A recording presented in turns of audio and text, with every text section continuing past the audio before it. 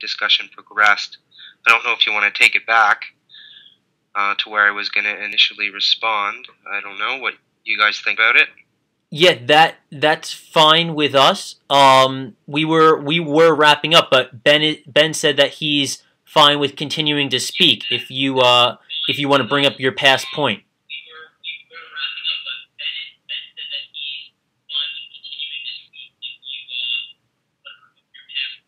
Okay, yeah, I mean, we'll go, I guess. Real quick before we get Adil, do you have your speaker? I mean, just in response, he was discussing,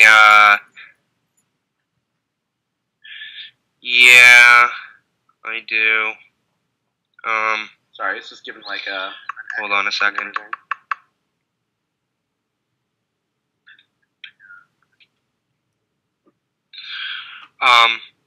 Okay, is this better? Yes.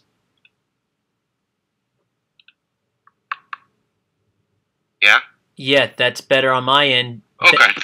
So Ben, I guess, do you hear him, Ben? Okay, good. What I was going to is everything all good? Yep, everything's great. Go ahead. Okay. So I guess what I was going to respond to is he was, he brought up how, the peace agreement was made between Egypt and Israel post-1967 war. And I just want to, and then he mentioned Lebanon, and then he also touched upon Palestine. One of the, contingencies for Egypt to make peace with Israel was Israeli withdrawal from the Sinai, because they're occupying the Sinai desert, and that was, what their peace agreement was contingent on. And Israel didn't leave, I believe, till 1981 or 1982, until Hezbollah, was strong enough to be able to fight Israel, off their territory in southern Lebanon, which they're occupying for quite some time. And of course, there's the the war in the early 80s, which, over 20 million, Lebanese were killed. In terms of, the peace agreement, with Israel and the Palestinians, I mean, I guess, I think sometimes there's a misconception. People put the Jordanians sort of, in the same camp as the Palestinians, and they kind of look at all Arabs as if Arabs, have one sort of interest. I mean, even if we go back to the events of 1948, it's, been uncovered recently. I don't know if Ben is aware of it, but Jordan and the Israelis actually had in 1948 that both Jordan and Israel would stop at what became the 1967 boundaries, because wanted to occupy, what is the West Bank and East Jerusalem. And I just think, the interest of Jordanians and Palestinians sort of into one camp is very misleading. Jordan, is ruled a dictatorship by the Hashemites, who were chased out of Saudi Arabia in the early 20th century, and then propped up by the British in Jordan, while the British also propped up the House of Saud, in Saudi Arabia, Sykes-Picot.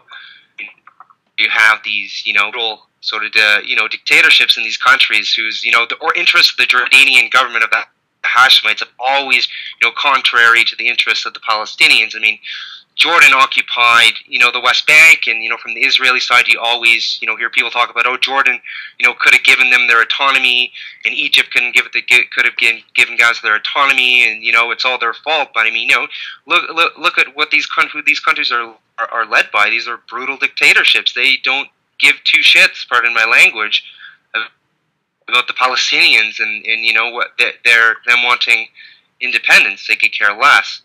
And so, when Jordan, lost the 1967 war, which I might add was started by a preemptive strike by Israel on the Egyptian Air Force. Of course, Jordan, Syria, Egypt had a mutual defense pact, which meant you attack one, all of them are sucked into a war by, pre-mutual agreements. Israel knew that.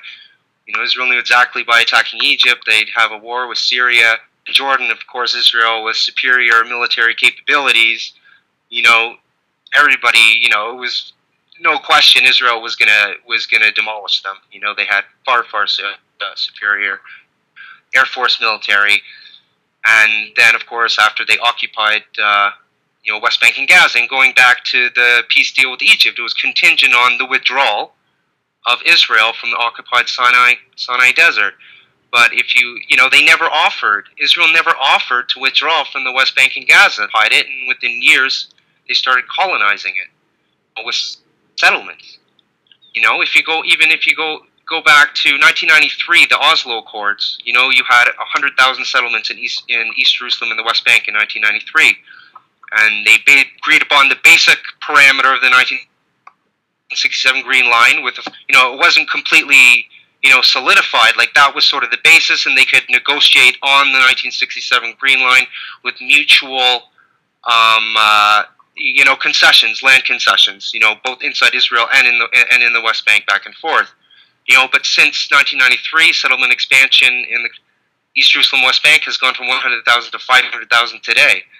I mean, if you look at the latest closure maps from the UN, which are 2011, you go Google or you go on Google and you search UN closure maps.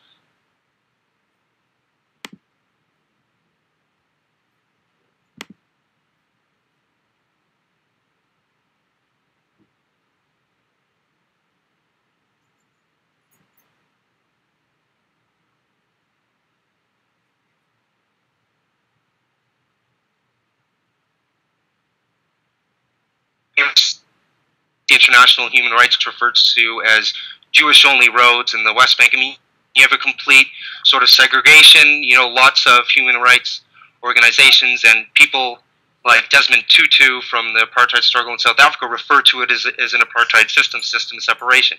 So going back to making the peace agreement, I mean, I just see it as superfluous, this sort of peace negotiation, because there's just a constant colonization, and Israel says, this is sort of a defensive strategy. We're creating Jewish-only settlements, for our defense, which doesn't really jive logic. And I mean, you said yourself, what are the borders? So the borders are based on peace. Like, this is Adil. All right.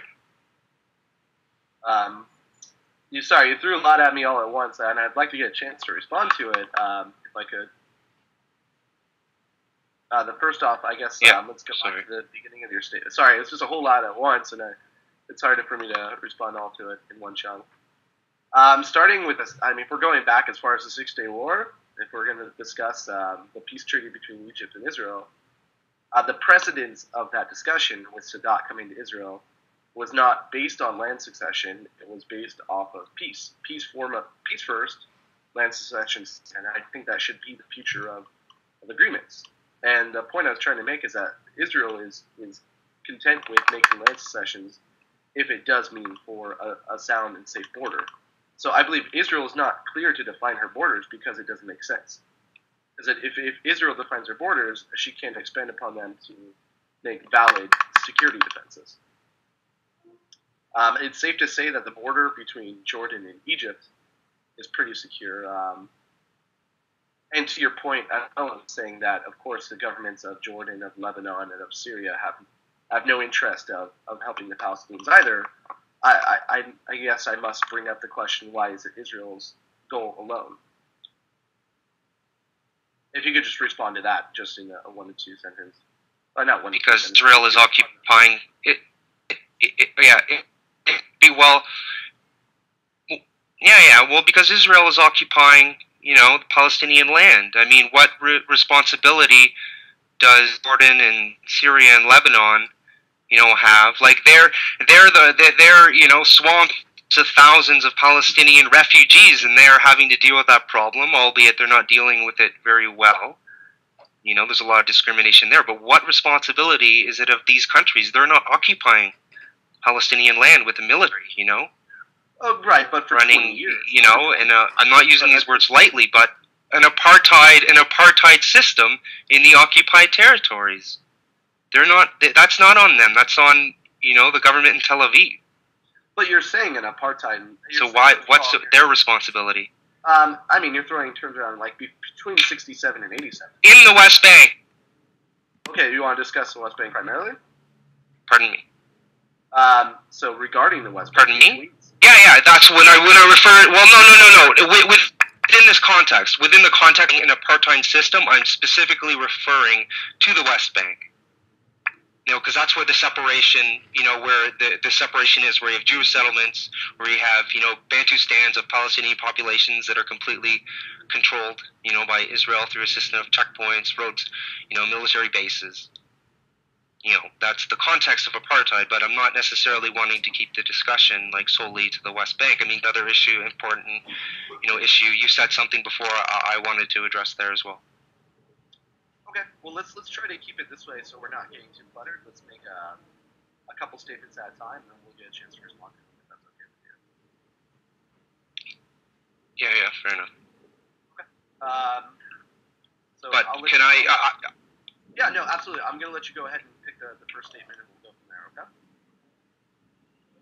Yeah, it just like in reference, you're making reference to the peace deal between Israel and Egypt. You mentioned it was first based on peace first, and then the land swap later.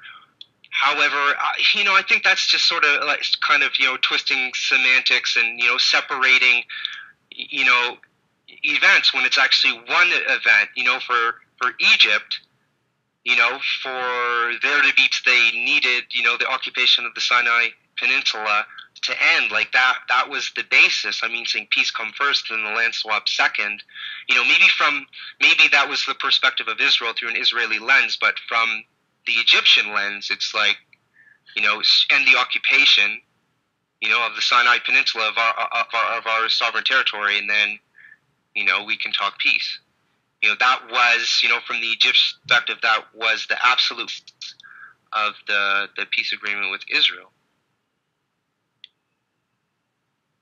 I hear what you're saying, but I guess mainly to expand on my point is that it was the basis for it, but the starting point was without pre-negotiation. I mean, peace agreements began without Sadat expressively saying, "You're giving me back this territory."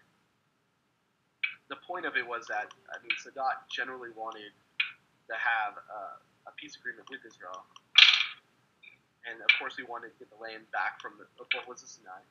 Israel was happy to give it. And the man was killed as a result of it. But the basis should be originally wanting. Yeah, that's true because. If Israel, I'm just saying. My main point is any future land swap deals. If the premise is not normalization and peace with Israel, what interest should Israel have with making any land swaps in the future? Yeah, but they've been. That has been since 1993. You've had a PLO, and today you have a Palestinian Authority that has been very, very willing to accept peace with the Israelis in order to come to a settlement. And you've touched upon Camp David before, and you said that they offered the Palestinians almost all of the West Bank, and then they refused it. But I believe, that's a faulty narrative. I mean, if you're, reading Alan Dershowitz's notes, of Camp David, then I think you're going to get that impression. But I think if you, look at the perspective from, let's say Norman Finkel, who's also studied, the events of Camp David and Taba, very detailed, he comes up with the opposite conclusion, that it was the Israelis who at the last minute walked away from the table. And again, I mean, you talk about, I was discussing the sort of, sorry, go ahead. I was discussing it was Oslo where they offered up a majority portion. Okay. It was not Camp David. But the Oslo agreement. Listen, the Oslo agreement wasn't the actual negotiations. The Oslo was the agreement to have negotiations, and then from Oslo. It was just sort of setting the parameters. There wasn't an actual, negotiation. And then from Oslo, you went to Camp David, where they actually. It's like a preliminary trial. But the basic. Yeah, it was like a preliminary, but there wasn't meant to have any agreement. Well, the basis for that, or my point I was trying to make, is Sorry. Israel had offered up a more than generous portion of what was Judean and Shimron. No, but I mean, the whole point was from your perspective, it was the Palestinians that walked away, from Camp David, because Camp David, that's what you're talking about. You're talking about Camp David. There wasn't at Oslo, wasn't like the negotiations, really, to get to the final solution, and it was never meant to be. It was Oslo 1993 was meant to set the parameters for following negotiations. And then the negotiations happened at Camp David. And it was at the end of David where, if you read the reports, from scholars, like Noam Chomsky and Norman Finkelstein, who I'm not sure you like them very much or not. I think, Noam Chomsky is one of the greatest, scholars, greatest minds of our time. But anyways, they conclude that it was Israel, that the PLO, that Yasser Arafat was prepared, to, accept a peace agreement, and it was the Israelis that walked away. They were the PLO at that time were even willing to accept, without refugee right of return at Camp David. Well, we're referencing, even though, that's a guaranteed right under international law, as Geneva conventions. If we're referencing something like Noam Chomsky or something like those are obviously biased opinions, the same as me referencing Alan Dershowitz. We got to go off of facts, and there is multiple maps of. But facts are gleaned from sources. I mean, it's like, you can sort of cite Alan Dershowitz, I can cite Noam Chomsky. I mean, this is what is really representative of the debate that we're having, because, exactly, because there's it's like different histories, two different narratives happening at the exact same time. That's, what's so, interesting and annoying about this debate, and why it goes back and forth, so much time, because there's scholars on one side that are saying one narrative, then another set of scholars on another side saying another narrative. However, all that aside, a whole level of distortion. I mean, do you support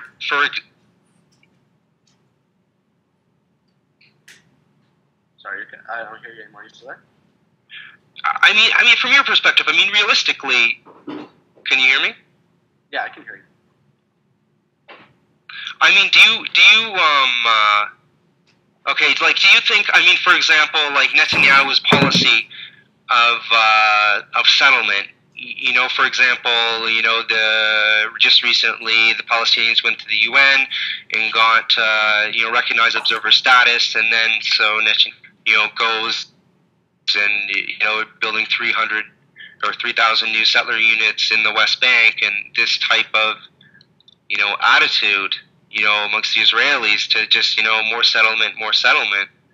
I mean, do you think this is, a productive policy, for a two-solution or for peace? Well, following that decision by the UN, I think we're talking about the E1 settlements, which is directly east of Jerusalem, kind of facing south towards the Negev. I think it's just a natural growth of what is Jerusalem. Yeah. I don't. Let me explain my basis for that. Before we continue, is that I recognize Jerusalem as the capital of Israel, and I wouldn't recognize it as a divided city. Wait, you were inside the room, though? Because you're not in it anymore, are you? Confusion on my perspective of what I would call the West Bank. Okay, and two people's cameras and voices loaded up? Okay.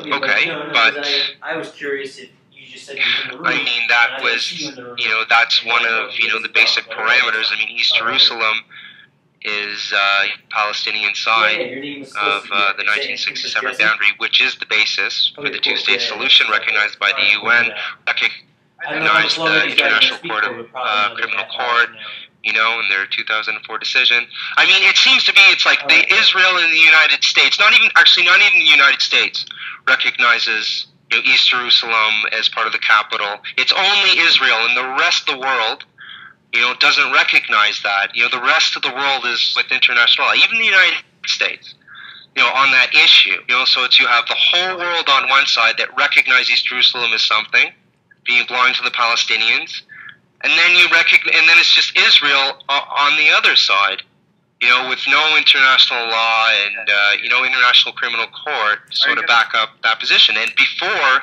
1967.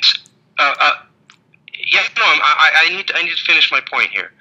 I'm not done. Before, 1967 in the occupation, I mean, it was an Arab, Arab populated, just, Al-Quds but also, Sheikh Jarrah and the neighborhoods, east of Al Like, were all Arab neighborhoods.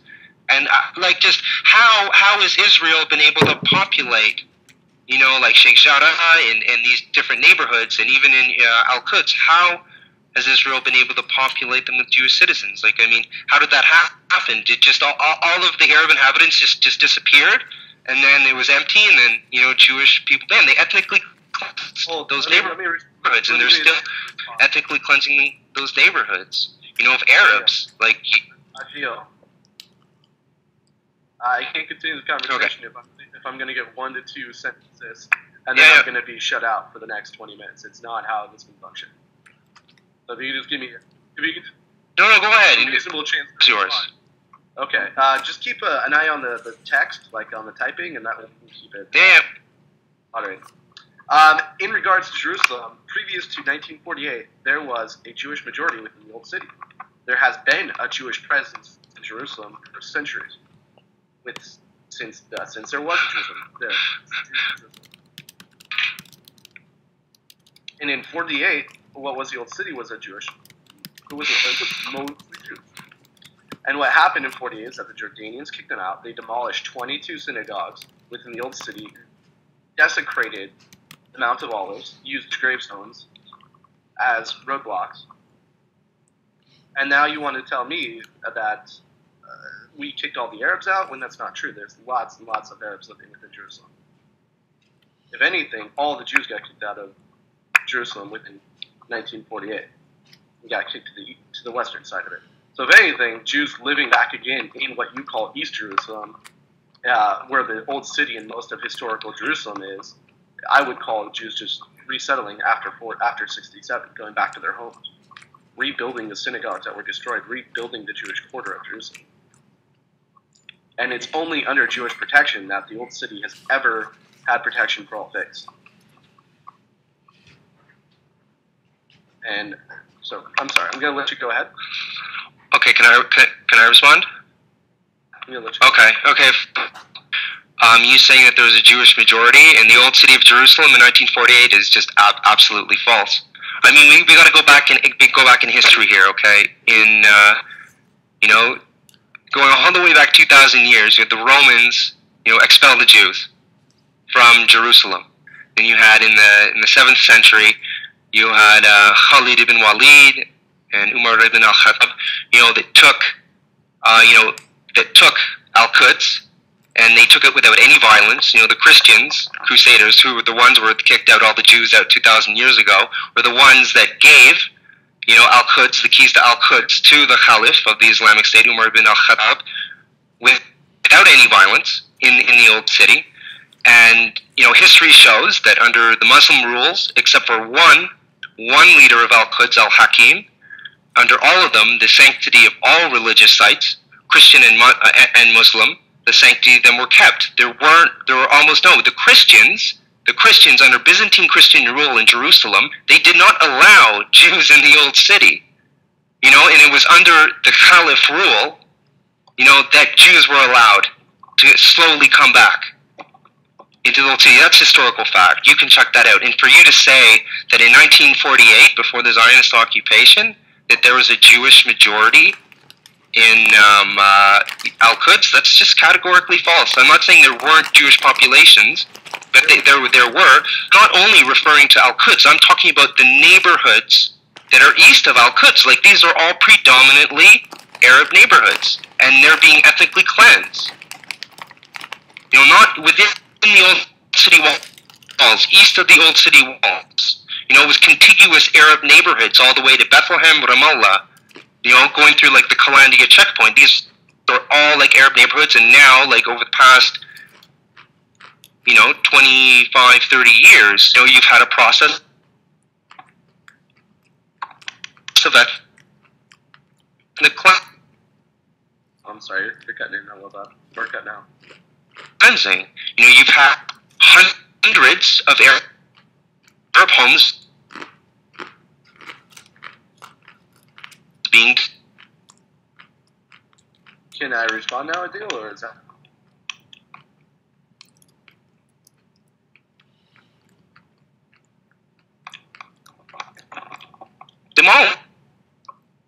sorry, you're cutting in and out. I was wondering if I could... By the Israeli state. Yeah.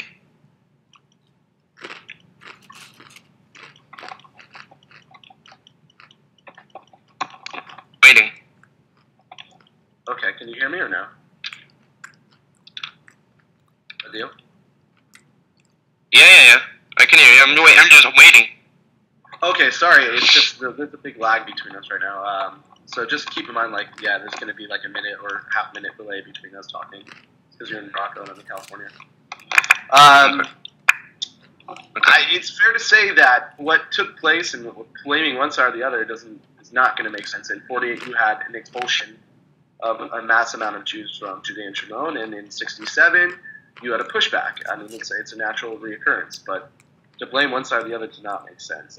Beforehand, I stayed true to the fact that the old city was predominantly populated. Well, Or at least said you'd let me respond, so let me respond. And then we'll move on to a separate point. And also, I kind of want to get into when you said that most nations do not recognize Jerusalem as the capital, including the United States. The United States does not recognize Jerusalem as the capital. They just don't recognize it for either side. They see it as disputed. And as do a lot of Western nations, see that Jerusalem is disputed and that it's going to be part of a final peace deal. But to blame one side... That's a good question. To blame one side or the other... Oh, sorry, go ahead with your question. Where's the U.S. Embassy in Israel? There's government offices. Most of them are located of foreign bodies in Tel Aviv. But the U.S. government still has offices within Jerusalem. Yeah, but is it an embassy or a consulate? Where's the embassy? Where is the U.S. ambassador? If you want to ask rhetorical, he's in Tel Aviv. We can answer rhetorical questions. The U.S. embassy, as is the Vatican, as is... okay, well, no, I mean, No, yeah, I know. It's a rhetorical question for a reason, because the embassy is always in the capital, or what is recognized in the capital. So I just thought it was a legitimate point in regards to, the United States, where they recognize Israel's capital. Can we agree that it is disputed, to say the least? We don't have to dispute that it's not disputed. Well, from the official, the United States, where they officially stand as per the UN on the issue, it's not just for them. Tel Aviv is the capital of Israel in terms, of the official United States position. That's just a fact. It's not. Well, maybe in the minds of some American politicians, it's disputed. I mean, the American Congress, largely. Supports Israel no matter what they do. They could nuke Gaza and they'd still support Israel, but not in terms of the official policy, at the United Nations, it's Tel Aviv. Yeah, I know. I'm saying, hypothetically speaking, that's how much the United States Congress supports Israel. The Prime Minister of Canada, can do anything. I could say by the same thread, where is the Palestinian embassy for the United States? I mean, where are the embassies in Palestine or different embassies? It's a mute point. Yeah, but Palestine, the area they control, in East Jerusalem is Haram al-Sharif, or Al-Aqsa, the Al-Aqsa compound. They don't, it doesn't make sense. They couldn't put a Palestinian, embassy in the streets of East Jerusalem. It's controlled by Israel completely.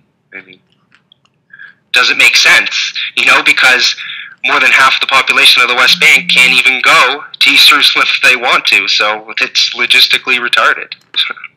Right. So, what point should we... we want to stick on the Jerusalem point. I've stated my basis. I recognize Jerusalem has only been protected under multi-rights by an Israeli government. Plain and simple. Well, I mean, he also said that, it was only under the Israeli government that all of the, religious sites have been protected, which, you know, you see the Holy Church of the Sepulchre and all of the Christian sites, you know, in perfect condition, you know, from the Byzantine era. You know, that's, you know, 1,300 plus years of Muslim rule. They're in, you know, pristine condition. You know, the Muslims never, you know, denied Christian pilgrims from visiting the old city. You know, one leader, Al-Hakim, who, you know, is considered to be, you know, a maniac, you know, historically speaking. You know, he destroyed part of the Holy Church of the Sepulchre, but then the next leader, you know, invited the teens in, and then the Muslims and the Byzantines rebuilt it together. You know, so to say it's only been under Israeli rule, you know, and like to speak about the Western Wall, which is, you know, the Jews, you know, go and pray in, you know, in the Jewish quarter. I mean, that's a new phenomenon. You know, that was a neighborhood, and that was, you know, that was in 1967, like the neighborhoods that existed there, which were Arab, you know, neighborhoods were destroyed, and they opened up that area in the wall. But that's a new phenomenon. I mean, there's been neighborhoods there before 1948 for 1,300, 1,300 years, even before that during the Byzantines. But in that same respect, there was Jewish sites there that have been there for the longest times. Synagogues, there's been a Jewish quarter, and all those sites were destroyed. Yeah, they're destroyed by the Byzantine, by the Romans, though, 2,000 years ago. Like, these are destroyed by the Romans. We're talking about Al-Quds. You're going very far back. No, but you're blaming, you know, you're blaming what the Romans did 2,000 years ago on Muslims doing supposedly in 1948. There were no Jewish sites in 1948, and that's not because of the Muslims. There were 22 synagogues in the old city that were all bombed out. The entire Jewish quarter was desecrated. You're trying to tell me that the Mount of Olives, like the largest and oldest Jewish gravesite in the world, wasn't there before 48, and that those tombstones and that quarter wasn't destroyed and desecrated? Are you really trying to say that it was Romans when there's clear evidence that it was all done in 48? You're saying there was no Jewish sites in Jerusalem until 48 is what you're coming across as. No, I didn't mean synagogues. I meant in terms of, you know, like the Western Wall site and, you know, these types of, you know, holy sites. I didn't mean to say that there wasn't a synagogue, you know, or a grave site, you know. Or to say that, and I mean, that's, you know, definite. Sorry, that's not what I meant. Okay, really important. That's not what I meant. And that's also part of a final peace agreement I don't see working. I don't see Jerusalem as a feasible way of being divided. Do you? Do you see as like a logistical, from a non-emotional logistical standpoint? I don't perceive East Jerusalem. No, I see the two-state solution is just logistically impossible from every single angle. You know, I don't see, you know, the Jewish settlements, like, it's, you know, there's facts on the ground. I don't see, you know,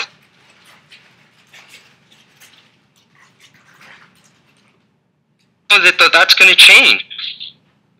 You know, and with the settlements, how can you have a legit Palestinian state, you know, when you have all these, there's also the question of refugee right of return, like whether you agree with, I'm sure you vehemently, you know, oppose it for your own reasons, but, you know, with all of these facts on the ground, that's why I see, you know, there's two, you know, I don't want to create a false dichotomy here, but I realistically see two outcomes, you know, and one of the outcomes is either, you know, realistic outcomes, you know, either a one-state solution, you know, with democracy, you know, equal rights, the idea of, you know, Arab state or Palestinian or, you know, Muslim Christian state, or in the idea of Jewish state, you know, both of those disappearing and having a democracy, you know, equal rights for all. Of course, that has that problem on both sides. You know, there's Palestinians that will absolutely reject that. There's also, you know, a good deal of Israelis who will absolutely reject that as well.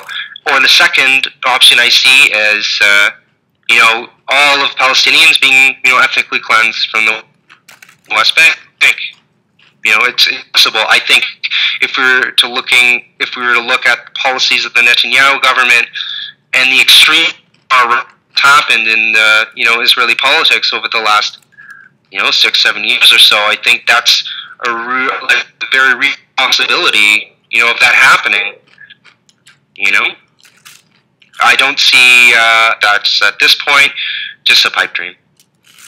So not to say I wouldn't like to see it happen, but there's too many settlements. Like, okay, then I guess my next question for you, Adil, is going to be if that's not the solution that you see as viable, as moving forward, what is the alternative? One-state solution. A democracy. Equal rights. For freedom of religion. But it's been expressed by both people that that's not. Pardon me? It's been expressed by both people that's something that they don't want. No, but it's been expressed by a lot of Palestinians as a way that they would that. The idea of that compared to having their little Bantustans and no real control over any borders because of Israel's defense needs. Realistically, what kind of Palestinian state can there ever be? I mean, look at the UN closure map. Look at the West Bank. I mean, Palestinians control 30% of the West Bank today. And Israel's made it very clear, and you've expressed very clear right now, that in terms of 1967 borders, green line to the Jordan River, it's defensively, it just can't happen. It's not logistically feasible from a defensive perspective. So what kind of two-state solution do the Palestinians get left with realistically? Also, a lot of Palestinian society is realizing that, this just isn't going to happen. The dream of a Palestinian state is dead in the eyes of so many. And what's happening now is you're having a convergence of some people who are for this one-state solution idea, secular society with religious freedom, and then you have the other going sort of extreme, going back, before Oslo, before the 67 war, where, they see as, Israel sovereignty on any Palestinian land as occupied. So you're having this convergence, people going towards one-state solution, the other going towards the idea of jihad. This is the Palestinian Authority, but do you realize that Mahmoud Abbas, his popularity in Palestine is almost nothing. He has almost no support. He's seen as the Palestinian Authority these days, from the eyes of most Palestinians, is seen as part of the Israeli occupation, just an extension of it, and oppressive. Well, yeah, it's the state Palestinians are in. Yeah, most of this is corrupt. Yeah, very, very, very corrupt. So a two-state solution, it's like I said, it's just it's a pipe dream. It exists in the imagination of the Palestinian Authority and some Israeli politicians, albeit not Benjamin Netanyahu's imagination anymore. I mean, his policy and position has been made, very clear. And, with the extreme right wing, to the right of him, they're saying, that's the official policy. We can't defend the 1967 borders, the two-state solution is, they've denied, And even I was reading an article in Haaretz the other day that, Netanyahu is, they're trying to remove from the Likud party line, they're removing the whole idea of a state solution. It's gonna happen. You're either gonna have a one state or you're gonna have another intifada, a war. It's gonna be brutal. Lots of people are gonna die. Palestinians are gonna be expelled in certain countries. It's probably the most likely solution if we want to be realistic. It's sad and but that's the reality. You honestly think that's going to be the solution, that Israel will expel all Arabs living west of the Jordan River? No, I don't think that's going to be the solution. I think it's going to be the catastrophe. The Nakba part, okay. Well, I don't see that ever happening. I don't see Israel. Obviously, Israel proved that in '48 they didn't really have an issue with hosting a large number of Arab residents. They still continue to do this today. The extent of it's almost a quarter of their population. Whereas the Jews living in the West Bank previous to '48 were pretty much all forced out of major cities of Jewish life, such as Hebron and as what you call Yerushalayim. I don't think Israel has a problem having their population. A majority is an issue. And I think the real question that we have to, I mean, we can't like monitor child development. We can't monitor like who has what kids. It's just unrealistic. So the question is, I think for most Israelis, is that they want a two-state solution. So if the majority of Israelis do in fact want a two-state solution, I believe that the question should be is why don't most Palestinians in the West Bank want? And also, in reference to that, the Arabs that already live within Israel, well, with the sweeping majority choose to, if there was a Palestinian state, the residents living within Israeli Jerusalem and the Arab citizens living within Israel prefer Israel control over Palestine. I mean, so to say that Israel is cruel or vindictive and would want any type of mass expulsion. No, see, I know. Listen, I know what you're. Listen, I gotta respond to that. I gotta respond to that. What you're referencing is they took polls of people saying right now, you know, would you rather go live in the West Bank or would you rather live in Israel? And of course, you know, for example, like a Muslim living in Israel, like he has much better social services right now. You know, he's subject to Israeli civil law and not, you know, ultimately, you know, Israeli military tribunal. Like if he, you know, is a religious Muslim, he has access to Al-Quds, his sort of religious cultural center of Palestinian life.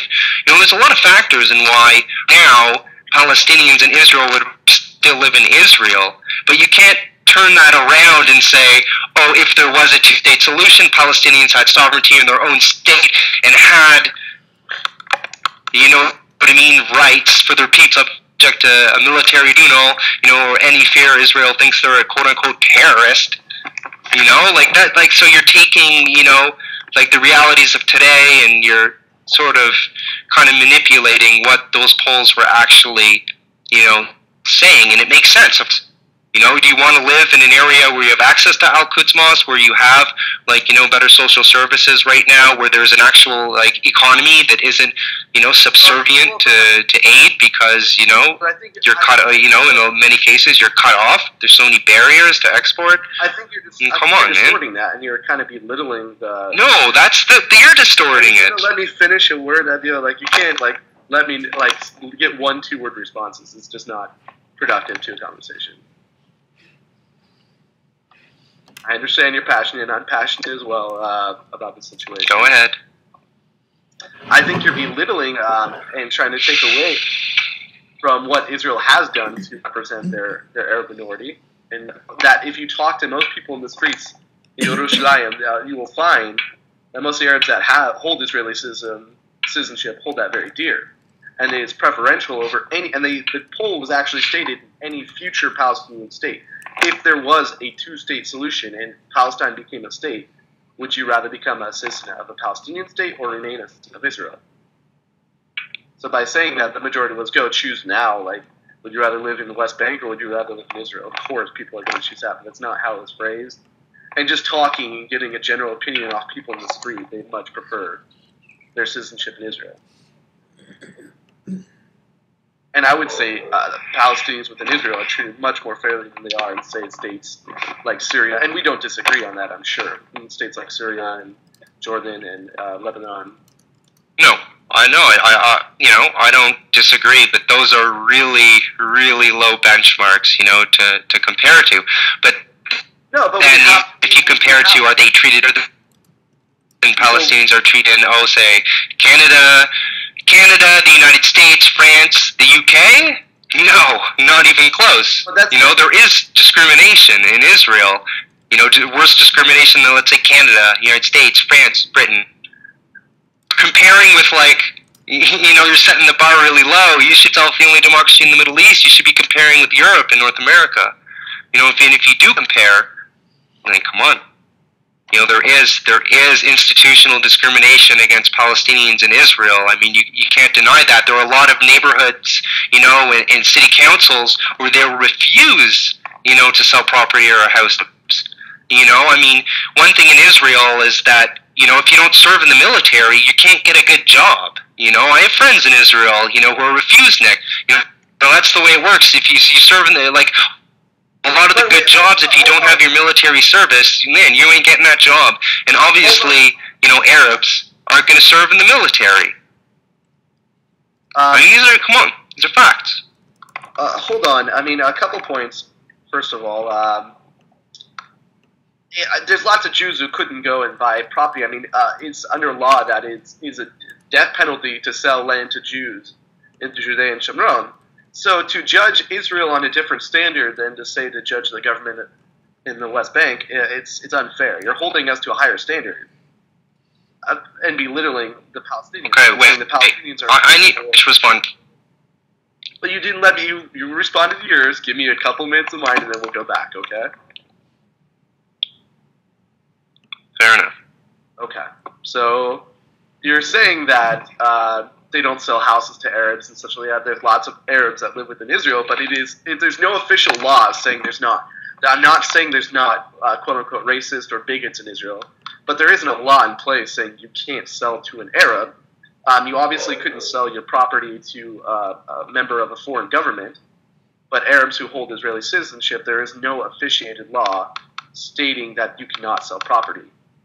Whereas in the Palestinian Authority, it is a crime to sell a land to Jew. That is punishable up to death.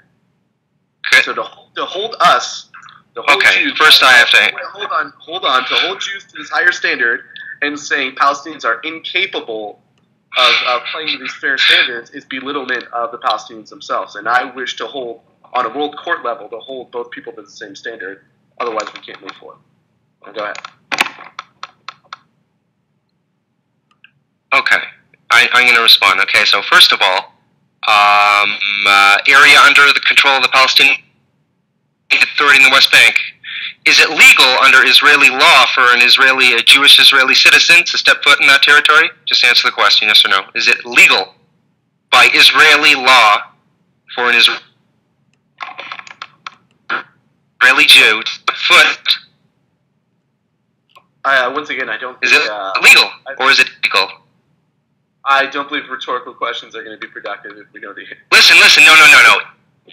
It's illegal by Israeli law. It's illegal for an Israeli to go into the territories you're saying that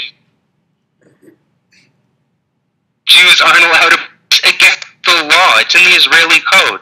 They can't step foot in that territory. So what is even the relevance of whether or not they can buy a house there? They can buy a house in one of the hundreds of settlements in the West Bank at a subsidized price. So you're bringing up this hypothetical, non-existent scenario. They want to live discussing the municipality. In Hebron. They go in the Jewish settlement in Hebron. And that's just so disingenuous. I mean, you know that it's illegal for an Israeli Jew to even step foot in those territories that you're talking about, where they give a penalty for someone selling it to you. This it's against law in Israel. I have, anarchists against the wall out of Tel Aviv.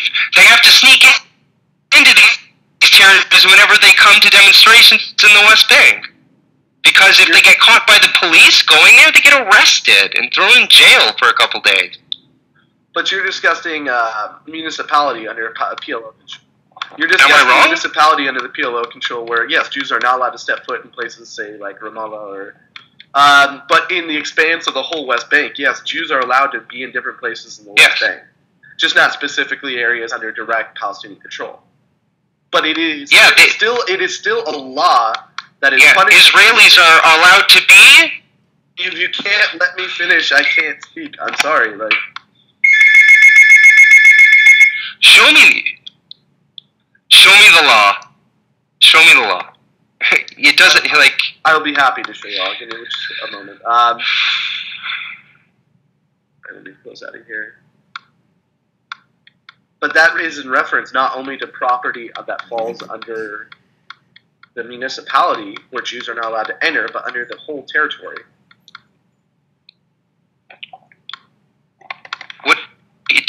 70% of the West Bank is controlled by the IDF. 70%. 70%, is Israeli military territory or settlement. 70% of the West Bank. And you're saying there's a law that prevents Israelis from buying land in the West Bank. And they control 70% of it? Just sounds a little ridiculous to me. I know the article referring to. I read it on Israeli National News, one of the biggest that's out there. Find me, a credible source. No Israeli National News, no Ynet News. Find me something like a little balanced here. For sure. Now, what would you? I don't want to use a source that you would not agree with. I'm gonna paste. Well, come on, like Israel National News, like that's not a real news site. Let's get serious here. No, I'm just linking Wikipedia article that has the links for the different articles within that law.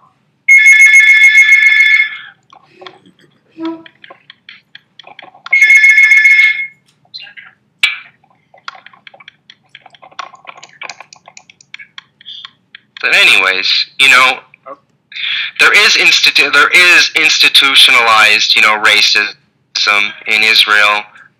It's not only against Palestinians, it's against, black Sudanese and Eritreans as well. I would argue that there's also, okay, but let's not you're crossing into a different spectrum. You want to take Eritreans and Sudanese, they only come to Israel because it's the only safe nation. I'm just saying there's a lot of institutionalized racism. It's an ethnic nationalist state.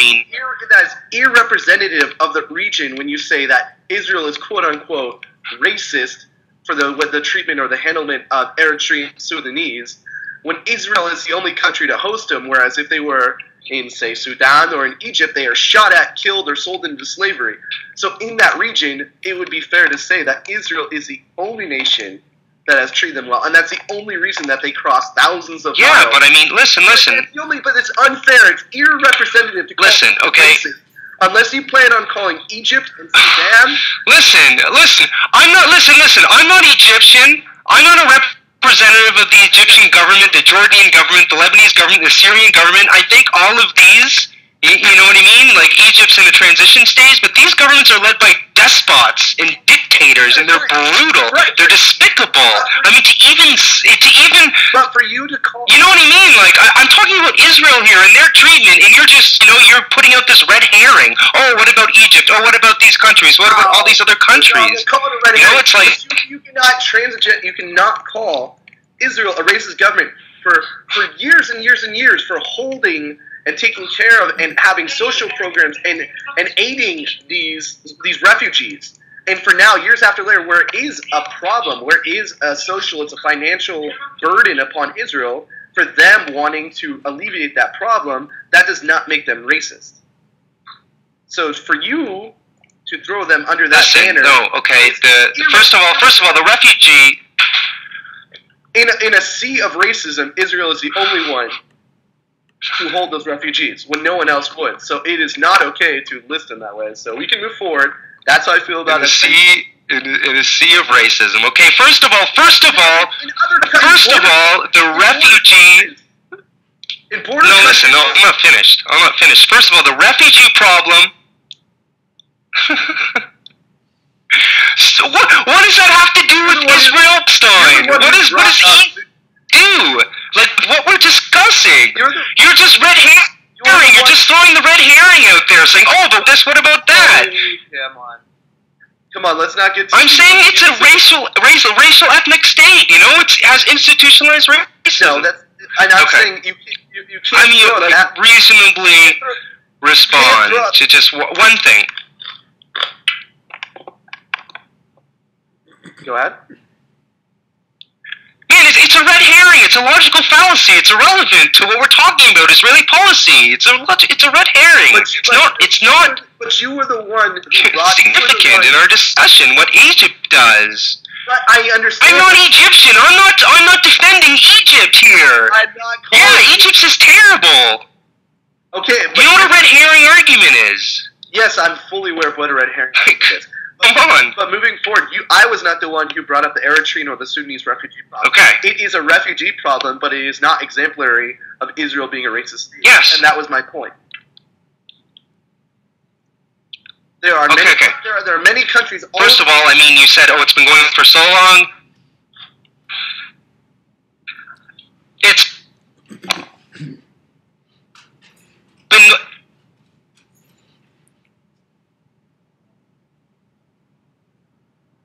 sorry, are you still there? It's been happening.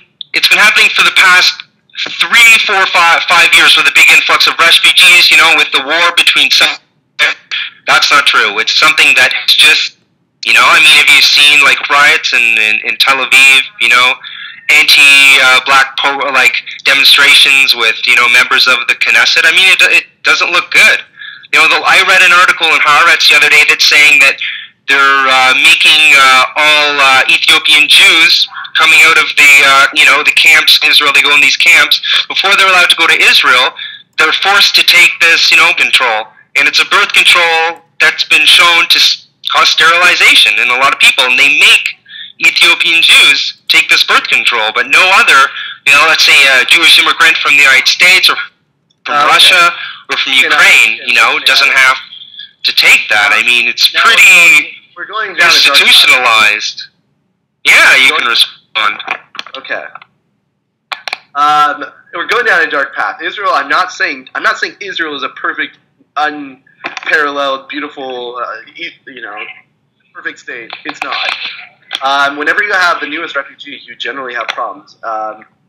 I've read that article in Haaretz, and I know lots of Ethiopian Jews who are good friends of mine, and I've never seen that. Well, I'm from Canada. Yes, they have lots of Habeshas, if you will, in Canada, of course. Oh. Main point being, there's Canada, integration's pretty smooth or pretty respectable. It's not always the case. I'm sorry. In Israel, it's been a slow transgression. For example, the Mizrahi, when they first moved into Israel, there was huge social problems between the two classes of, say, Sephardim, Ashkenaz. Do you know these terms, or am I just speaking crazy? Do you know what? I know these terms. Okay, just want to make sure. Mizrahi is an Arab Jew. Yes, Mizrahi is an Arab Jew. Sometimes Persians are lumped into that too, but don't tell that to them.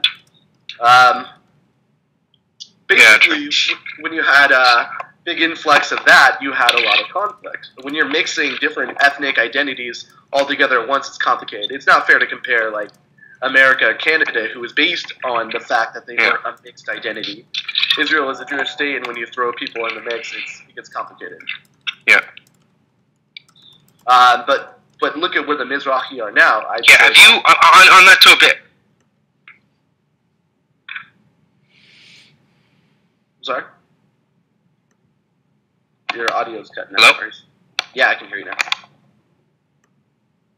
Yeah, I can hear you. Okay. So basically, like, I'm just saying that the Mizrahi have been introduced into society.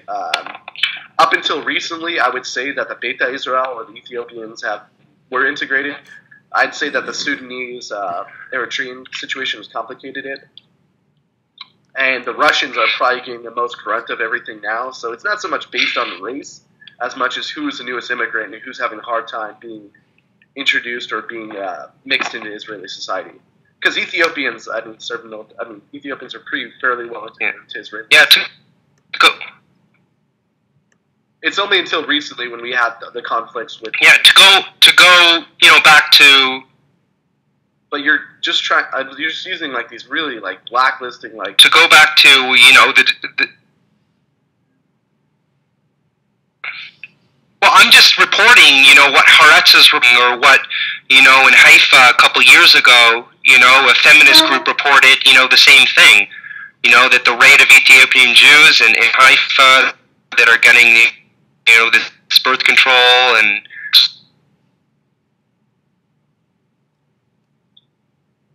subsequently becoming sterile, it's got concern. And going back to what you were discussing about the Mizrahi, Jews and the situation when they were immigrating, especially in the 50s from Iraq and Morocco. When I was living, and I'm not sure if you're familiar with the Alternative Information Center. It's a joint Palestinian-Israeli, educational operation. They have an office in Beit Saur, and they have an office in West Jerusalem. And when I was in West Jerusalem, I went on this tour. I'm not sure if you're familiar with the Black Panthers movement. It was Mizrahi Jew movement in the 50s and late 50s and early 60s. I forget the name. I don't. Sorry, you're cutting. I forget the name, like the Hebrew name, but it was like Israeli Black Panthers by Mizrahi Jews. Anyways. Okay. This.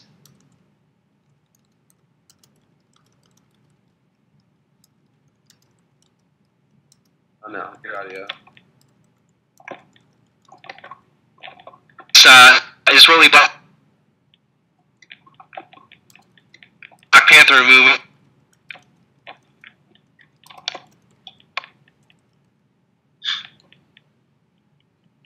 When they gave it the history.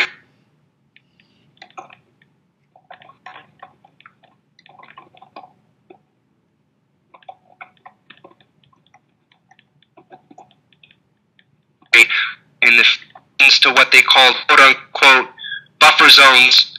So they literally put the Mizrahi Jewish populations in between, like the Sephardi and Ashkenazi populations. They would be on the border with Jordan, you know, in sort of the dangerous spots, you know. So I was taking a tour of West Jerusalem in the old Mizrahi neighborhood that used to be right on the Green Line, and they would tell us about, you know, how they get shot at by the Jordanians on a daily basis, and this was sort of daily life. So, I mean, you know, that's a pretty discriminatory plus to take all of the Arab Jews and, you know, create a buffer zone with them, you know, between the Jordanian himself. It's sort of, you know, the story of the immigrant. Just I agree.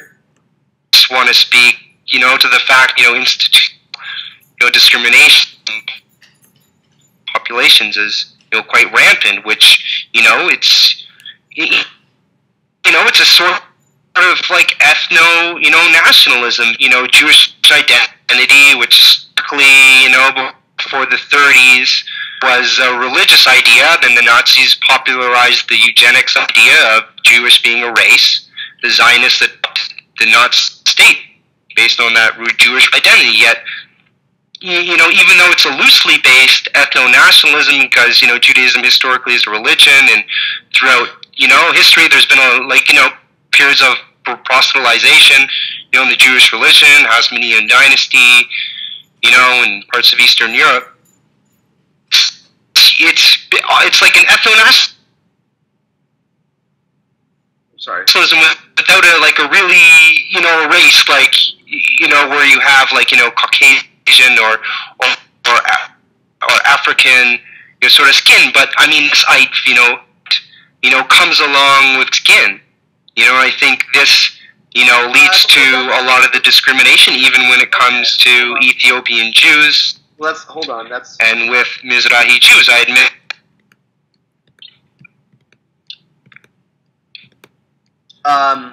Yeah, okay. I don't know how exactly I'm going to respond to that, but basically, if we want to go into racial denigration or breakdown or issues within Israeli society, I would be the first to agree that there is some, and I'm one of the people who fight vehemently against that. I'm a member of a number of organizations, one of them being Exotic Jews, where we not only invite or entice people of different Jewish backgrounds to come together and under one banner. I myself am identity. My mother's side is Persian, Turkish on one side, and Ashkenazi on the other. So I don't like. I definitely do not support any type of ethnic identity association with Judaism. Judaism is a multicultural faith, is a multicultural identity. I view Israel under a nationalistic identity and not a racial one, and as do most Israelis. You'll find that within Israeli society, it's very, very mixed up. Most people now that are second, third generation are the product of generally Ashkenazi, Mizrahi intermarriage.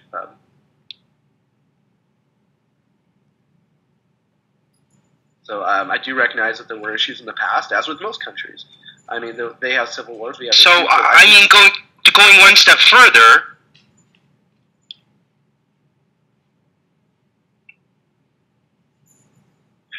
Okay. I think, it's good.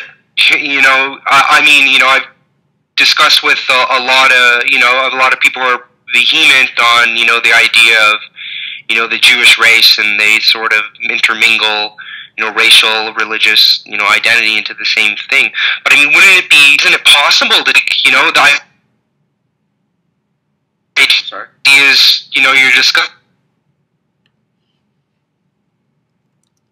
further, like exotic Jews, and, not really identifying, like, ethnicism with religion, recognize, it's diversity of people, under one religion. Same thing with Christianity, as well with Islam. Well, if we have to go, why wouldn't you be able to, have the Israeli identity, not necessarily being, just a Jewish identity, like having it being like Jewish state?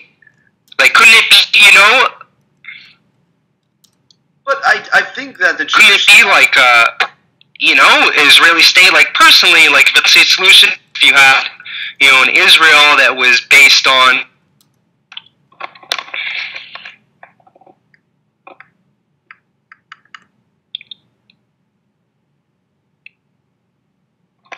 Sorry, I didn't catch the last thing you said. I don't think. Sorry, it's just I think the lag that it keeps cutting you off. So let me repeat your question back to you, so I make sure I understand it. Are you asking, should Israel progress as just a state and not necessarily a state based on Jewish tradition or law or race? Yes. Is that the question? Well, because under that banner, the reason I support it, like I said, I'm against disassociated. Yes. Yeah, let me finish. I'm against disassociating like race, making it like a racial basis. I believe that Jews are Jews by what's called halacha, which means Jewish law. Your mother's a Jew, you're a Jew. If you practice Judaism or you're converted, you're a Jew. So it's a nationalistic identity. There was a need, there was a necessity for a Jewish state because of persecution faced in multiple areas. Am I okay with breaking down and making it not a Jewish state? I think the clear answer, in my personal opinion, obviously I'm going to admit that I'm biased. No, I don't. I'm okay. I mean, there's lots of minorities, and I have very close friends within Israel that are not Jewish, and they are the best Israelis you could ask for. They're more Israeli than me by far because I'm American. And so I'm okay with the current status quo within Israel, within Israel proper, as you would call it, not outside the 67 borders, obviously. I'm okay with that type of situation where there are multi-ethnicities, but it is under the banner of a Jewish state. Mm-hmm. Just as the same, there were Jews that lived in centuries in other countries. But for example, well, that then. Yeah, but for example, like, let me give you a circumstance, like, just to sort of go along with your idea. I mean, the idea they're happy with minorities, and you mentioned, Israeli population is 20%, Arab, Muslim, or Christian, or you'd call them Palestinians. Wait, hold on. If we want to say Arab, I would say. But we also know, like, if you look at the demographic factors. Just let me finish this one point. Let me finish this one point really quick.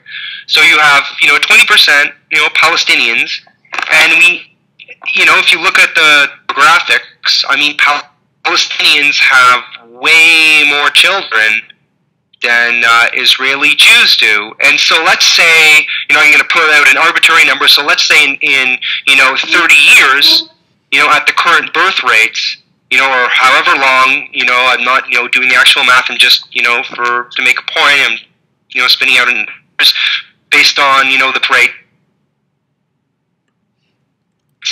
the population of Muslims, Arabs in Israel, like, could possibly, be greater than Israeli Jews, just based on the demographics. And under such a circumstance, like, once they go, Arab Muslim families know you can't have that many children, there's a limit, like, what do you know what I mean? Like, what do you do? Like, this is one of the issues of having, like, a Jewish state, and you do have minorities. What would you do in this circumstance? How would Israel, keep a Jewish identity, with what they, many of the Okay. If I'll continue right now. Is that okay? Politicians refer to as demographic threat, and it's considered a serious issue in America. No, absolutely, and I have some thoughts on that. That's okay. Can you hear me? Okay. What are your thoughts? Basically, there is about, like you said, it's closer to about 25%.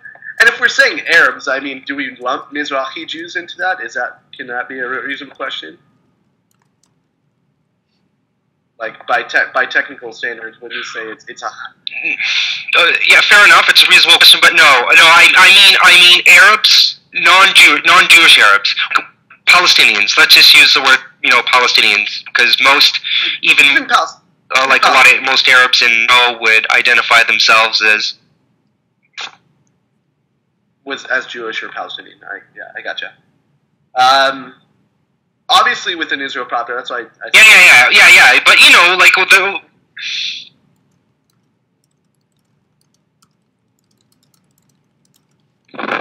So of course I would never ever support any type of program that would enforce some type of child limit or some type of that's as a Jew, based on my beliefs and what I've been taught, how I've been raised, it's my ethics. I could never imagine that going into force, and I would never support it.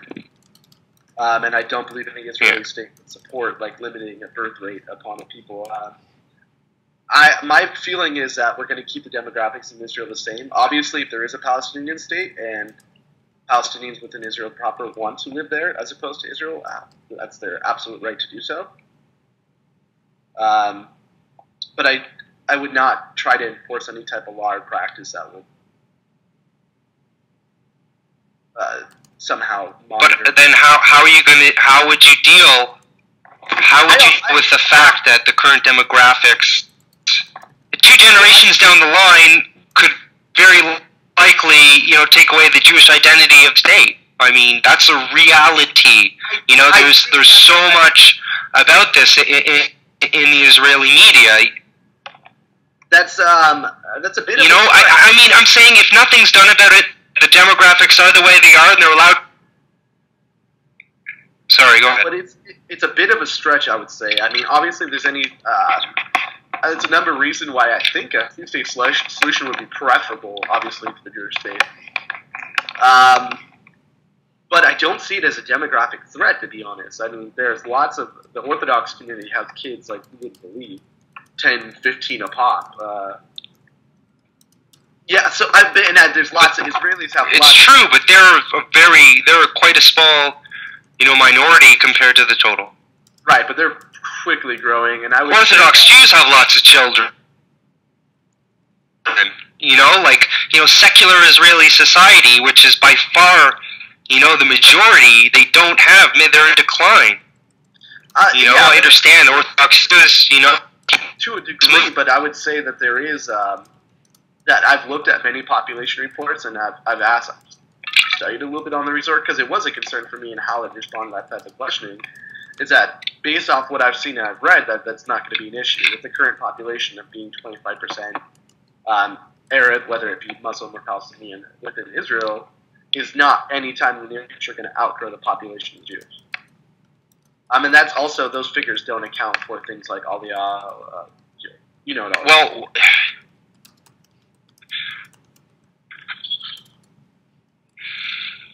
Well, what I've been reading is that, from Likud to right, the alarm bells are being rung from, the top of every hill about what they're calling the demographic. I mean, it's this is going back in the right way, this is going, which now seems to be, pretty much, the dominant. But this is going further back. I'm just saying, I think it's like you're. No, I'm just saying you're saying it's not an issue, but when it is an issue. I read it in the Israeli newspapers all the time. I'm always reading Ynet News, J-Post, Ma'ariv, Haaretz, and it's one of the biggest reoccurring issues for the past 3 or 4 years. I'm not saying it's not. I mean, I don't know what population reports you're... I don't know. I'm not saying it's not a concern, but I'm saying it's not exactly the danger that people are proposing as. I mean, we're going back to, like, the 80s when you have Kahani screaming up and down about... Oh, yeah, I mean... demographic. I can't... And if it is, so be it. Because most of the Arabs living within Israel are Israelis, in my mind. I could care less if they have more babies. As long as they support the Israeli state, that's fine by me. Yeah, I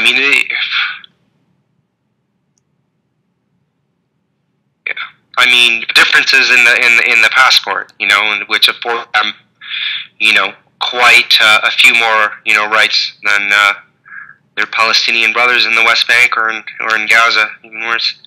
But I mean, just like me touching upon this point, like, it's not. I'm not trying to like explain anything or that. I'm just, bringing this up because, it's another issue, that should be a moot point. It shouldn't be the issue. I agree with news, that's typical.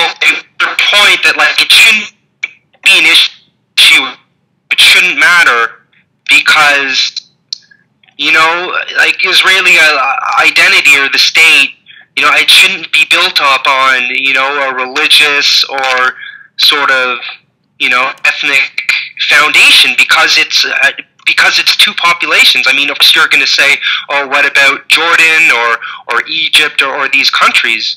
I mean, you look at Jordan, it's 97%, Muslim. However, in no country in the Middle East they have any type of real Sharia law or Islamic law. People will say Saudi Arabia, though. Saudi Arabia, is touch upon those points. Pretty off the charts.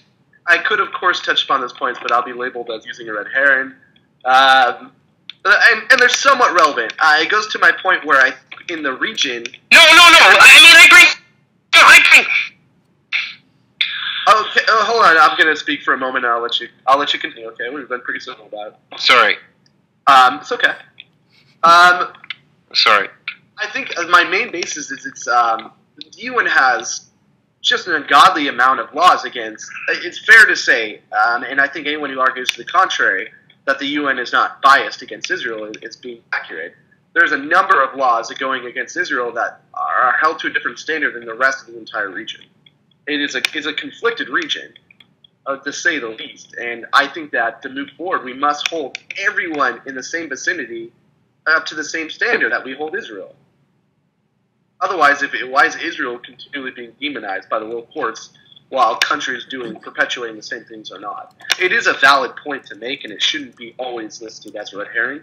When it's used as an excuse, I can understand that, but when we're judging Israel, if we don't hold everyone by the same standard, that's also a red herring as well.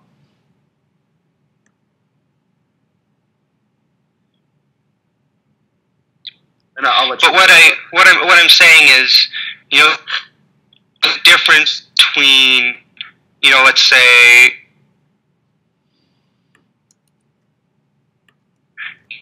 the difference between, let's say, Jordan or Syria, it's just such a large majority are Muslim Christian, minorities. In Israel, Palestine, I mean, it's, like, it's hard to really even define which is which, because Israel doesn't really have borders and the occupation in the West Bank.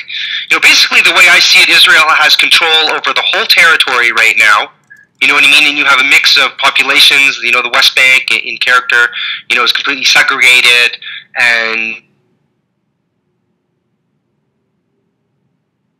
you have Israel, which is a little more more interesting authority that has some limited role in these little pockets of Arab populations in the West Bank, but they don't really have any real power. I mean, Israel has control over air, borders, waters. No, what I'm saying, what I'm saying though is that to have, like a Jewish state or a Jewish only sort of identity in a. But no one's saying it should be Jewish only. That's never been the case. It is Like I said, I go on the. I'm sorry, you're cutting out.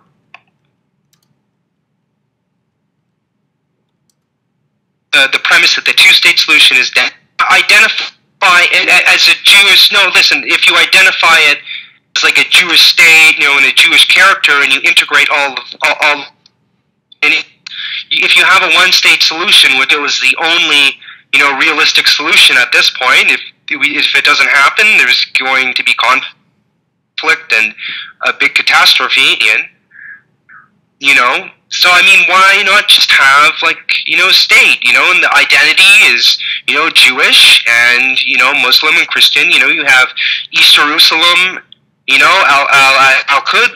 Yerushalayim is the place where all three religious peoples are free to pray, and I just see it as the only any solution.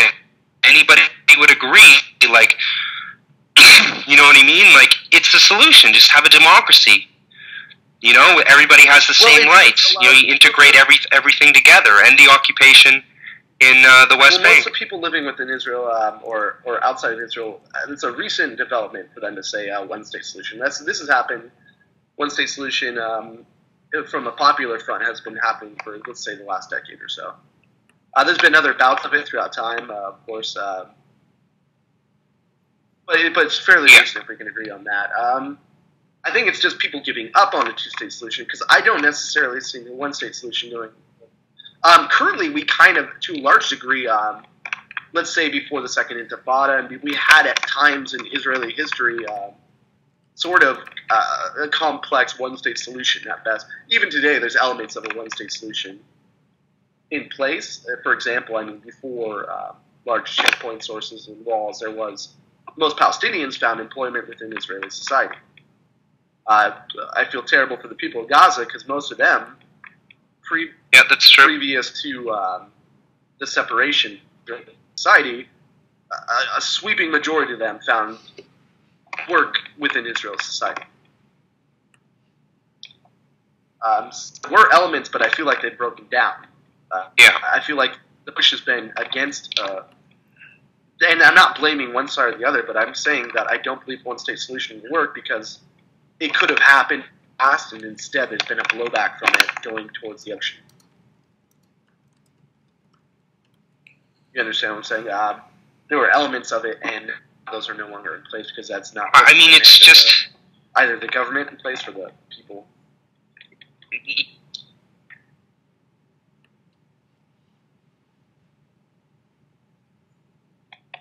Yeah, but I think how, I mean, you say you support the two-state solution. Okay, two-state solution. What do you support? What do you think is ideal for a Palestinian state? How do you see the Palestinian state, like yourself, in terms of settlements, borders, and these types of things? What type of West Bank do you see? Do you see just west of the Jordan River? Do you see that whole military zone being demilitarized? Does all of the D portion of the West Palestinians? Where what happens to East Jerusalem, to Palestine? Get access to worship in East Jerusalem? I mean, how do you see a Palestinian state based on the current facts on the ground? And if you see, most of the settlements being dismantled, how do you see that logistically happening? Well, there's some things I'm told that I think are going to help with the process. Excuse me. It's okay. The first thing would definitely be, of course, right returns is a non-starter. Then that's just going to be should be taken off the map for the development of a two-state solution. Jerusalem is another non-starter. I would say it's going to be the capital of Israel, and then. Okay, can I ask one question then? Go ahead. Wait, one question. The refugee right of return is a non-starter. I understand that position from the Israeli perspective. However, if there isn't a refugee right of return, do you believe that there should be some level of reparations? Oh. Pardon me? Yeah, no, I understand. I respect it, and I understand that position. In respect to This is probably going to come across again as red herring, so just please let me. With refugee right of return, there's no Jewish state. Can I move forward and explain that position? Yeah, sorry. There's a crazy lag. Apologize. So let me just make sure I understand it correctly. You can just type yes or no, so the lag. So the question is pretty much. Do I understand that there should be reparations if there's no right of return? Is that correct?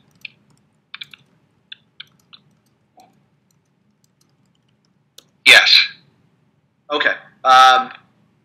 Yes, I do think there should be reparations, but on that same hand, I think there should be reparations to Mizrahi. I don't see the two as separate. I understand that Palestinians were the ones that submitted that type of behavior towards the Mizrahi. But once again, it goes back to kind of my standard that unless the whole region is willing to play by the same rules, it's hard to get people to. I do think in a future solution, yes, there should be reparations. Absolutely that. Okay. And in terms of, let me finish my start.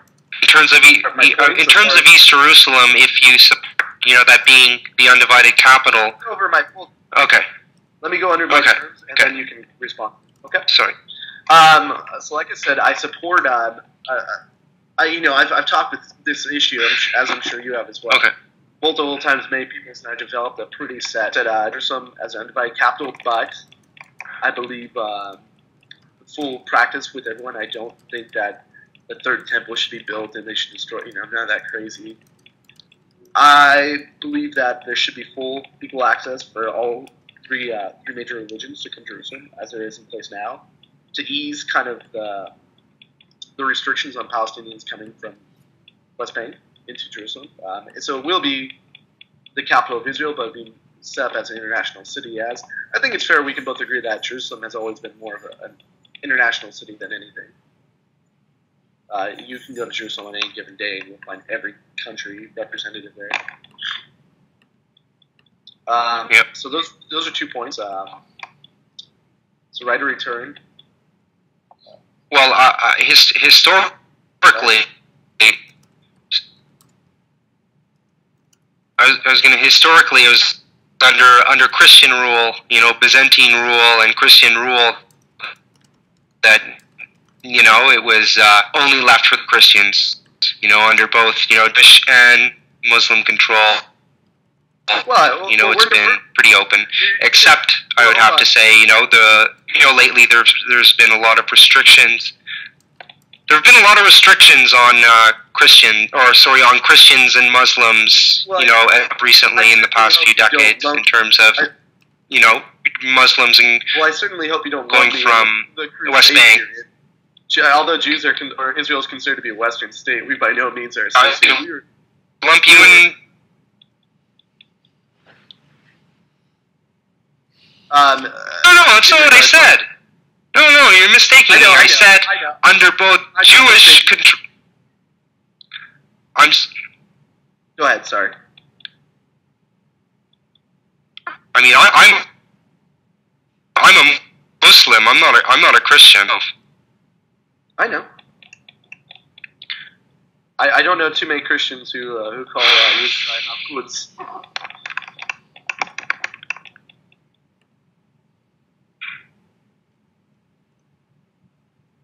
No.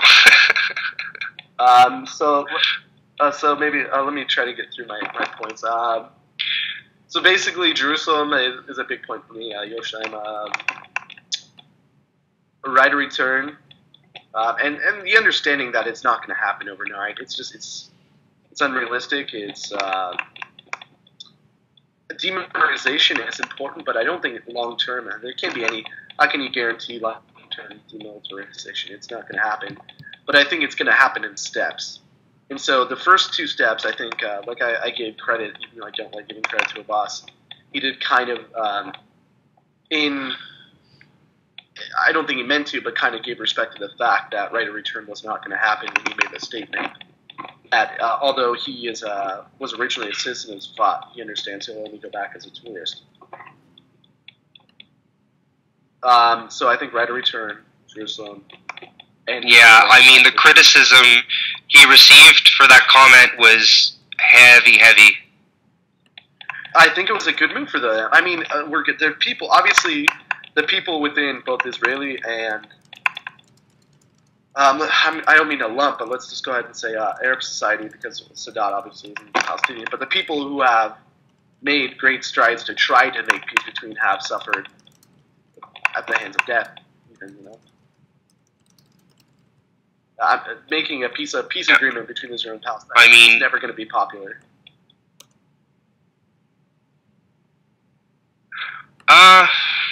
Well, I mean, the Arab League, has supported a solution based on, 1967 borders, for, 20 years now.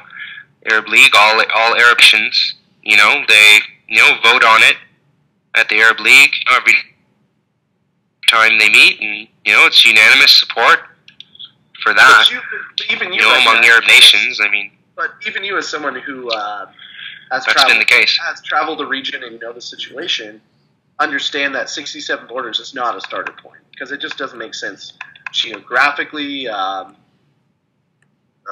resource. Well, I mean, see, from an Israeli perspective, I know it's not a starter point from the Israeli perspective, but I mean, based on international law, like, it's the parameter. It's based on Geneva Conventions. I forget the number article, but, an occupying power, it's illegal to transfer, their native populations into occupied territories. It's considered 1967 Green Line, by, the International Criminal Court, and the United Nations is recognized as the line, like, yeah, no, see, you're using, like, these words, it's more complicated than that, but it's not more complicated than that. It's not complicated at all. It's only more complicated than that because Israel doesn't want to start there. But that's what should be the fair line. I mean, that's based on the Geneva Conventions, 1949. I mean, these, are what are just, according to the law, international law. International law is written, I mean, the state of Israel was created. I mean, it's... we have to go based on this. No, I understand that, and I know that loophole, like the principles, morality, and justice for which those laws were based on in the Geneva Conventions in 1949, they existed the year before, and they've ruled on it, since 1949, and the rulings, are very clear. They're there for everyone to see. 1967 borders. I mean, that should be the starting point, and mutual, land swaps should go from there. This is my feeling about the. It's used when it's convenient. Let's not get too fuddled up in international law. Let me finish my point before you start mocking me.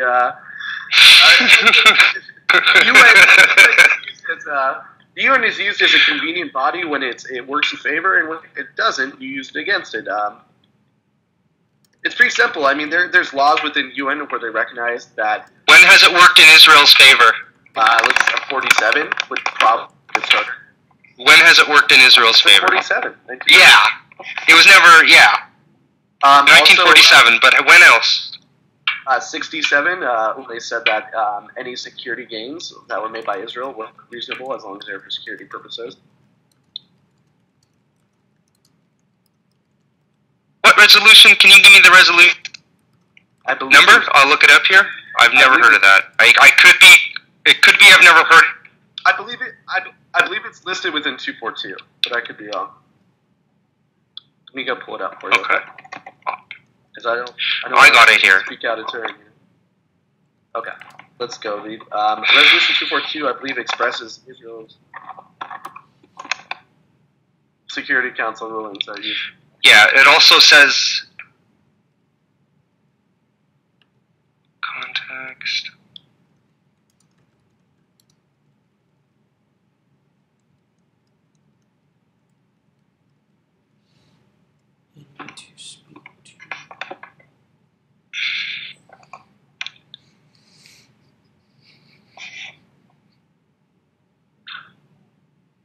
Here's the preamble preamble. Preamble is the Security Council emphasizing the inadmissibility of the acquisition of by war and the need to work for a just and lasting peace in which every state in the area can live in security. Oh yeah, let me go settlement of the refugee.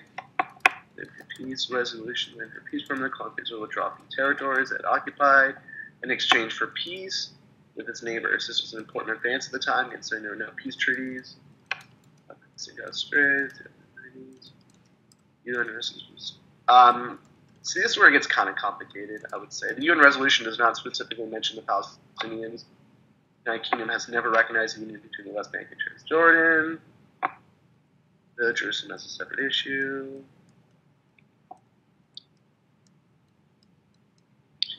French versus English version attacked.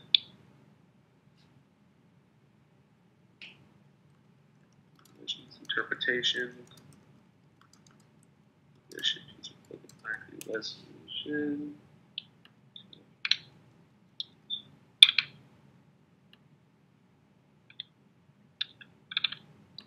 So, the PLO rejects, of course.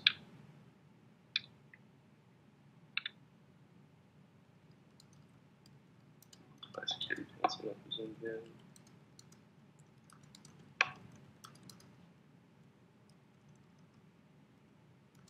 Of course, the Russians want us to fully leave. I'm trying to remember if it was 242 or where did I read where it was pretty much that administered. I mean, for peaceful. Basically, what it states in this one from the get-go is that as long as there's peaceful resolutions put in place.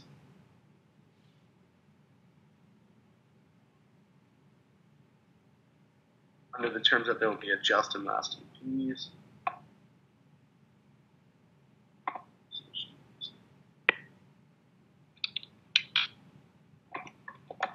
They got me reading law, nitty-gritty. My Jewish mother would be very proud.